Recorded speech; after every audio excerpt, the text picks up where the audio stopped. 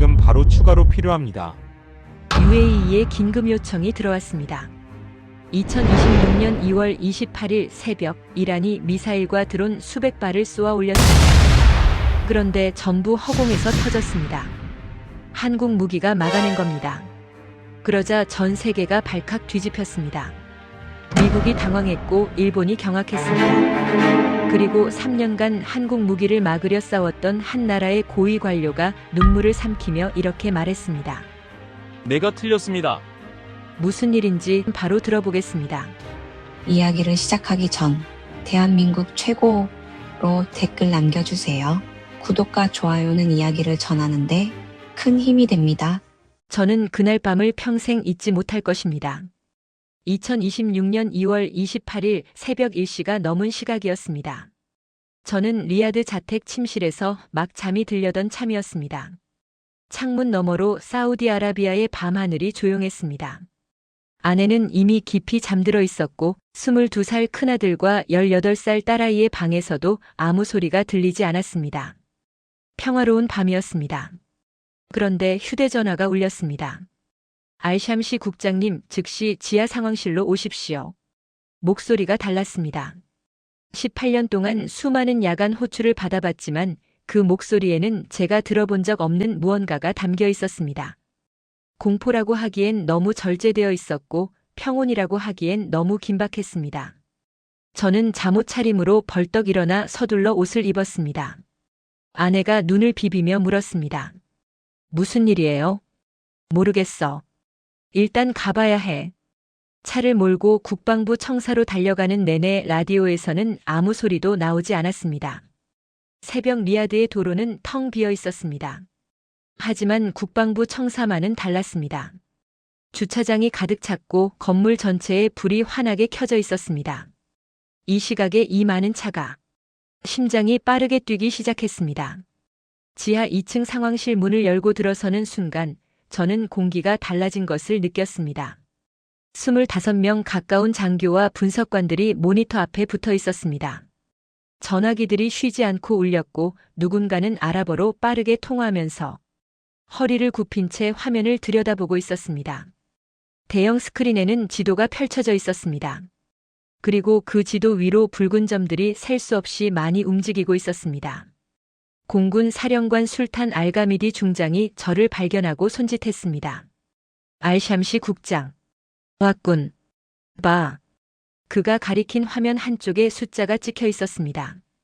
저는 그 숫자를 보는 순간 다리에서 힘이 빠지는 것을 느꼈습니다. 이란 발사 확인. 탄도미사일 및 자폭 드론. 다수. 분석관 한 명이 보고했습니다. 미국과 이스라엘의 대이란 군사작전이 오늘 새벽 개시됐습니다. 이란이 즉각 보복에 나선 것으로 판단됩니다. 현재 탄도미사일과 자폭 드론이 동시에 다방향에서 접근 중입니다. 우리 영공을 통과하는 궤적이 다수 포착됐습니다. 저는 천천히 화면을 바라봤습니다. 붉은 점들이 물밀듯이 움직이고 있었습니다. 그런데 그 순간 화면 한쪽에서 무언가가 보이기 시작했습니다. 붉은 점을 향해 날아드는 파란 점들. 하나, 둘. 붉은 점이 사라졌습니다. 또 하나. 또 사라졌습니다. 천국 -4대 교전 개시. 표적 추적 중. 그 말이 상황실 안에 울렸습니다. 천국 -. 그 이름을 듣는 순간 저는 눈을 감았습니다. 제가 3년 동안 반대했던 바로 그 무기였습니다. 쓸모없다고, 검증이 안 됐다고, 한국이 무슨 미사일을 만드느냐고. 제가 직접 말했던 그 무기가 지금 이 나라의 하늘을 지키기 위해 작동하고 있었습니다. 손에서 땀이 났습니다. 심장이 불규칙하게 뛰었습니다. 저는 그 자리에 굳어선 채 화면을 바라봤습니다. 붉은 점들이 하나씩 사라졌습니다. 레이더 화면이 바빠질수록 제 머릿속은 오히려 고요해졌습니다. 이상한 고요함이었습니다. 두려움과 부끄러움이 뒤섞인 말로는 설명하기 어려운 그런 고요함. 술탄 사령관이 제 옆에 나란히 서서 조용히 말했습니다. 우리가 할 수 있는 건 다 했어. 이제 지켜봐야지. 그 목소리가 얼마나 차분했는지 저는 지금도 잊지 못합니다. 이미 결정을 내린 사람만이 가질 수 있는 차분함이었습니다. 최선을 다한 사람만이 가질 수 있는 침착함이었습니다. 저는 그 옆에서 손을 꼭 쥔 채 서 있었습니다. 그날 밤 저는 국장이 아니었습니다. 자신이 틀렸을 수도 있다는 것을 두려워하는 그냥 한 명의 늙어가는 남자였습니다. 붉은 점들은 계속해서 사라지고 있었습니다. 모든 것은 5년 전으로 거슬러 올라갑니다. 2021년 11월 두바이 에어쇼였습니다. 저는 사우디아라비아 국방부 방산 획득 국장 자격으로 대표단을 이끌고 그곳에 참석했습니다. 저의 이력을 잠깐 말씀드리겠습니다. 저 칼리드 빈 파루크 알샹시는 1989년 리야드 공과대학교 항공학과를 졸업하고 공군 장교로 임관했습니다. 이후 미국 버지니아주 소재 방공 시스템 교육과정을 이수했고 귀국 후 방공 관련 부서에서만 20년을 보냈습니다. 2008년부터 방산 획득 국장직을 맡아 지금까지 18년째 그 자리를 지켜왔습니다. 그 18년 동안 제가 서명한 무기 도입 계약의 총 규모는 150조 원이 넘습니다. 저는 세계 최고의 무기들과 함께 살아온 사람입니다.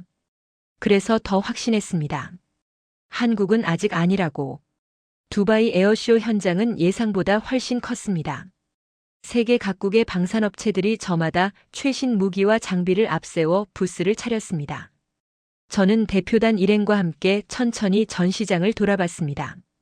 그러다 한쪽 구석에서 눈에 띄는 부스를 발견했습니다. 한국 방산업체들의 이름이 나란히 걸려 있었습니다. 그리고 그 한가운데 커다란 발사대 모형이 서 있었습니다. 안내판에는 천국-라고 적혀 있었습니다. 옆에 있던 무관 유세프 알카흐타니가 팸플릿을 들여다보며 말했습니다. 국장님, 한국이 이걸 진지하게 올린 건가요? 후보 숫자 채우려고 넣은 거 아닐까요? 저는 피식 웃으며 대답했습니다. 한국이 언제부터 방공 미사일을 만들었나? 가서 듣기나 해보지. 그것이 제 첫 반응이었습니다. 웃음이었습니다. 비웃음이라고 하는 편이 더 정확하겠습니다. 저는 그때 이미 마음속으로 결론을 내려놓고 있었습니다. 패트리어트입니다. 검증된 것입니다. 한국은 모험입니다.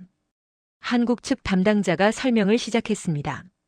사거리 40km, 요격고도 15에서 20km, 동시 다중 표적 교전 가능, 레이더 탐지 범위 100km 이상. 숫자들은 인상적이었습니다. 대표단의 젊은 실무자 나시르 아로타이비가 눈을 반짝이며 옆에서 속삭였습니다. 국장님, 이거 사양이 꽤 좋은데요. 저는 듣는 척하면서 마음속으로는 다른 생각을 하고 있었습니다. 카탈로그는 누구나 좋게 만들 수 있습니다. 숫자는 얼마든지 꾸밀 수 있습니다. 중요한 것은 실전입니다. 저는 담당자에게 직접 물었습니다. 천국-가 실제 전장에서 적의 탄도 미사일을 요격한 실적이 있습니까? 담당자가 잠깐 멈칫했습니다. 현재까지 실전 사용 실적은 없습니다만 우리 군 운용과 각종 시험 평가에서 탁월한 성능이 입증되었습니다. 특히 탄도 미사일 요격 시험에서. 저는 설명을 더 듣지 않고 돌아섰습니다. 그것으로 충분했습니다. 실전이 없다. 믿을 수 없다. 그것이 저의 판단이었고 그 판단은 이후 3년간 흔들리지 않았습니다. 지금 생각하면 그때 그 담당자의 눈빛이 기억납니다. 화가 난 것도 주눅이 든 것도 아니었습니다. 그냥 조용했습니다. 마치 때가 되면 알게 될 것이라는 듯한 표정이었습니다. 당시에는 그 의미를 몰랐습니다. 제가 한국을 어떻게 봤는지 솔직히 말씀드리겠습니다. 저에게 한국은 삼성과 현대의 나라였습니다. 휴대폰, 자동차, 가전제품, 조선소. 경제는 잘 발전한 나라. 하지만 미사일은 달랐습니다. 미사일은 아무나 만드는 것이 아니었습니다. 미국이 수십 년에 걸쳐 쌓아 올린 기술, 러시아가 냉전 시대부터 갈고 닦은 노하우. 그런 나라들이 만드는 것이 방공 미사일이었습니다. 한국은 그 세계에서 아직 신참이었습니다. 우리나라의 방공을 신참에게 맡길 수는 없습니다. 이것이 제 논리였습니다. 틀린 말은 아니었습니다. 다만 그 논리 안에 오만함이 숨어 있었다는 것을 저는 훨씬 나중에야 알게 됩니다. 에어쇼에서 돌아온 뒤 약 6개월이 지난 2022년 봄이었습니다. 리야드 국방부 본청 대회의실, 차세대 방공 시스템 도입을 놓고 본격적인 내부 논의가 시작됐습니다. 화면에는 후보 목록이 올라왔습니다. 미국 패트리어트 최신 개량형, 이스라엘 에로우, 그리고 맨 아래 대한민국 천국 마이너스. 저는 그 자리에서 준비해온 자료를 꺼냈습니다. 저는 한국 천국 마이너스에 반대합니다. 이유는 세 가지입니다. 첫째, 실전 검증이 없습니다.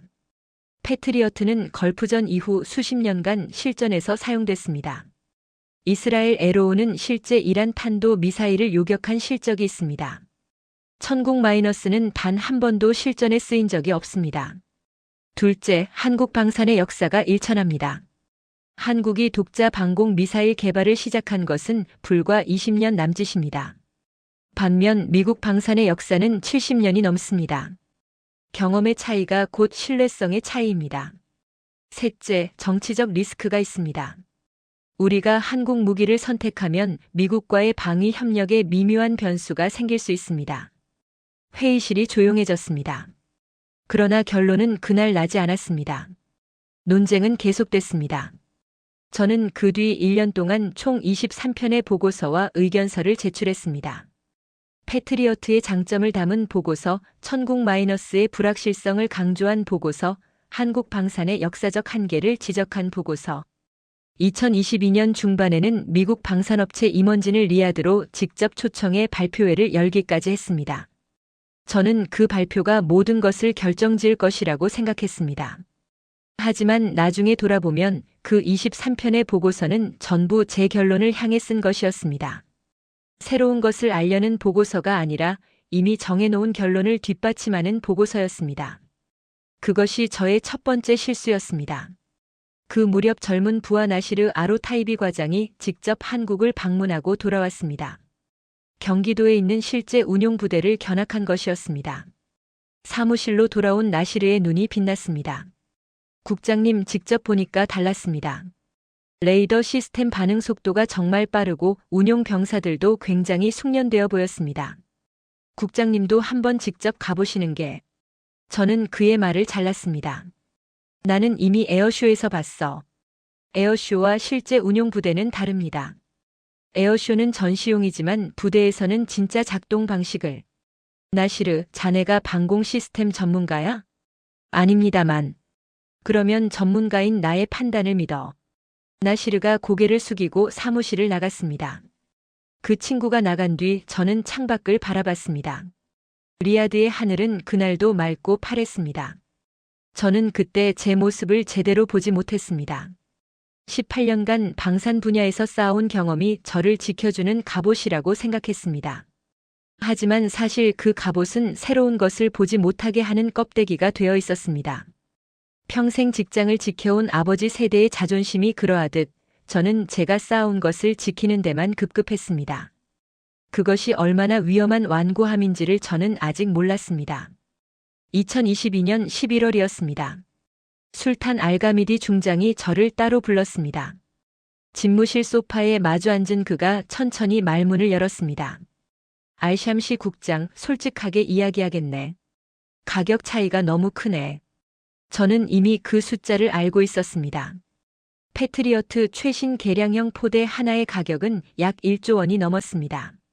동일한 수량 기준으로 전체 도입 비용은 10조 원을 훌쩍 넘길 수 있었습니다.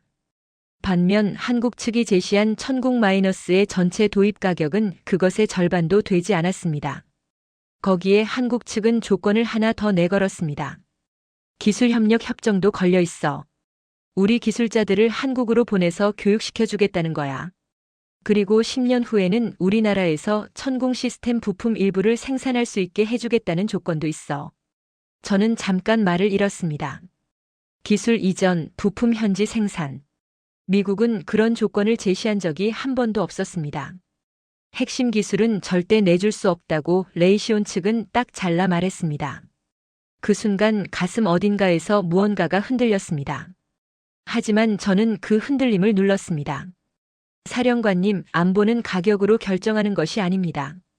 기술 협력이 무기의 성능을 보장하지는 않습니다. 술탄 사령관이 저를 한참 바라봤습니다. 그리고 조용히 말했습니다. 알샴시 국장, 자네는 참 완고한 사람이야. 그 말에 저는 기분이 나쁘지 않았습니다. 완고하다는 것은 원칙이 있다는 뜻이라고 생각했으니까요.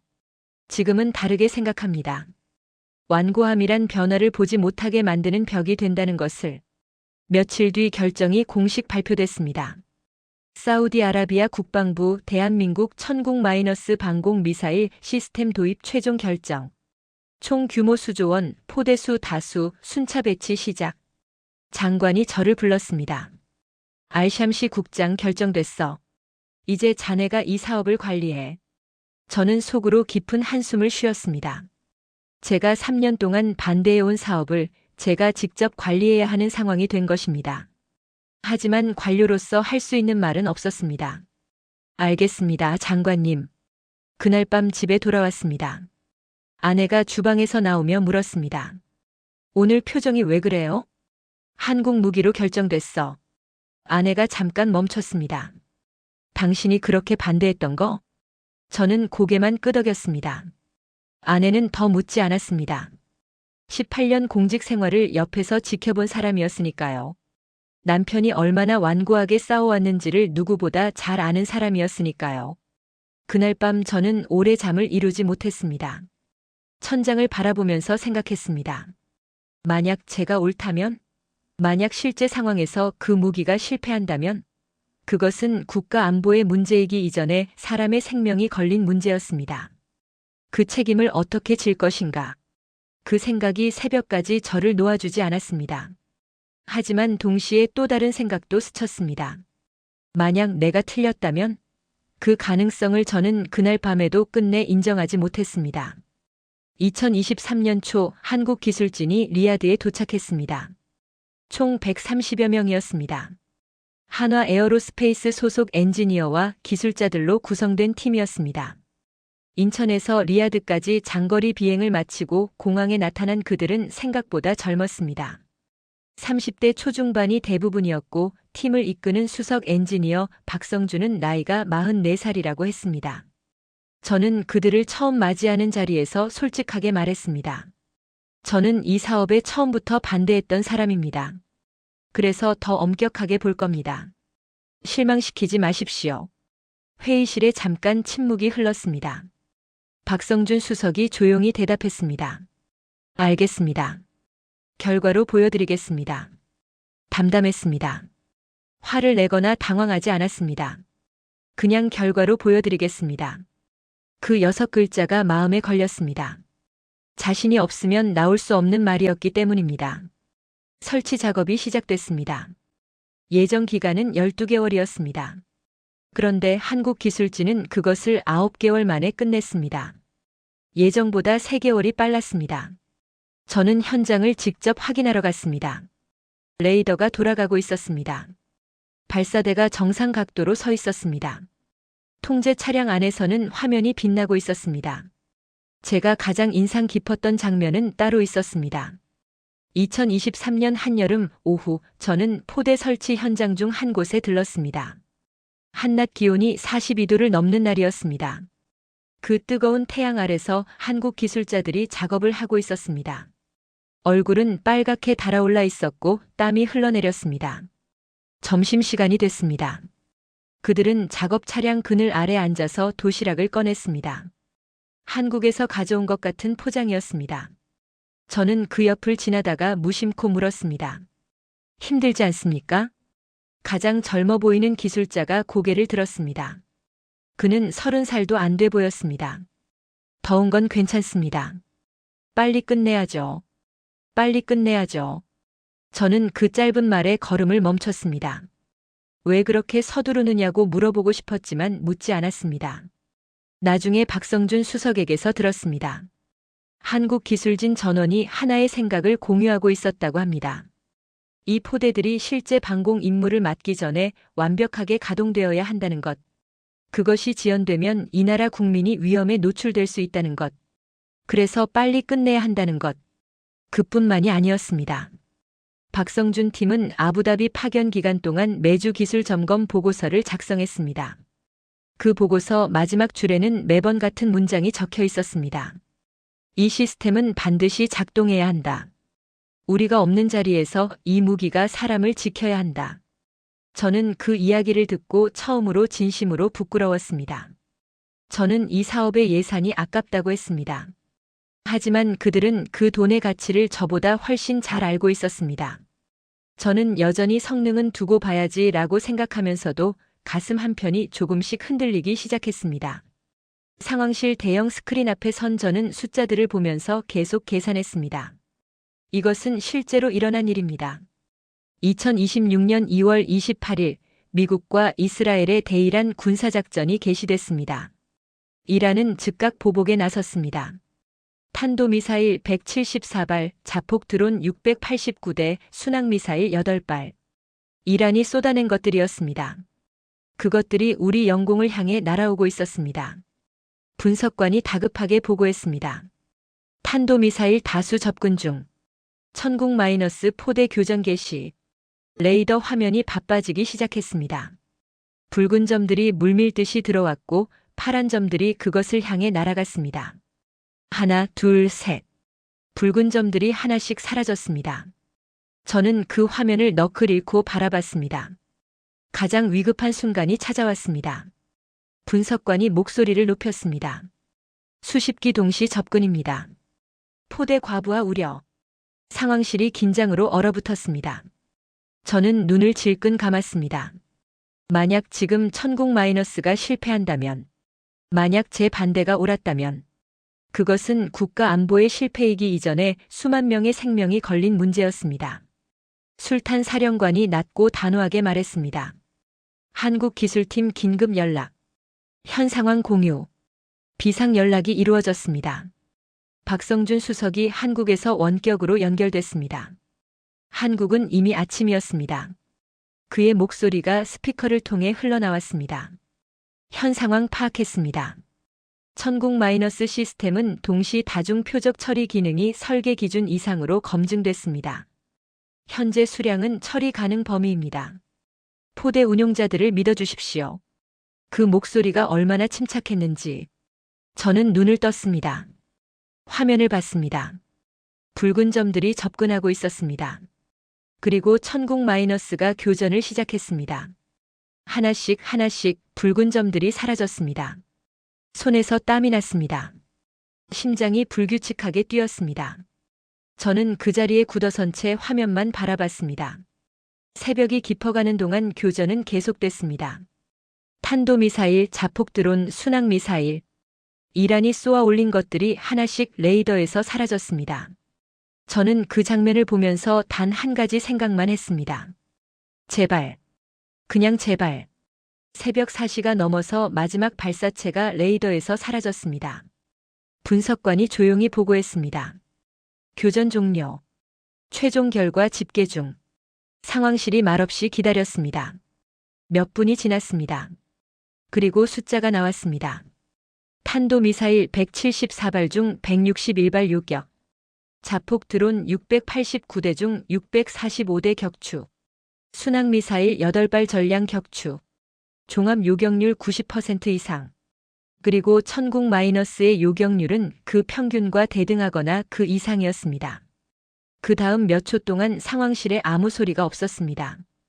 그리고 누군가 한 명이 손을 쳤습니다. 또 한 명이, 또 한 명이, 25명이 손을 쳤습니다. 몇 명은 서로 껴안았습니다. 술탄 사령관이 천천히 걸어와서 제 어깨에 손을 얹었습니다. 알샹시, 천궁이 해냈어. 저는 아무 말도 할 수 없었습니다. 눈물이 날 것 같았습니다. 하지만 참았습니다. 상황실을 나와 복도 끝 창문 앞에 혼자 섰습니다. 동쪽 하늘이 서서히 밝아오고 있었습니다. 그 빛을 바라보면서 저는 처음으로 인정했습니다. 내가 틀렸다고. 그리고 그 틀림이 다행이라고. 다음 날 아침부터 전 세계가 들끓기 시작했습니다.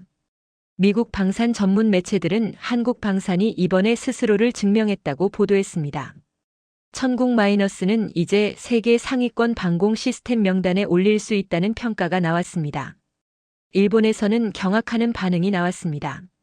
자국 방공 미사일 개발 속도에 대한 반성론이 터져 나왔습니다. 미국 방산업계는 긴장했습니다.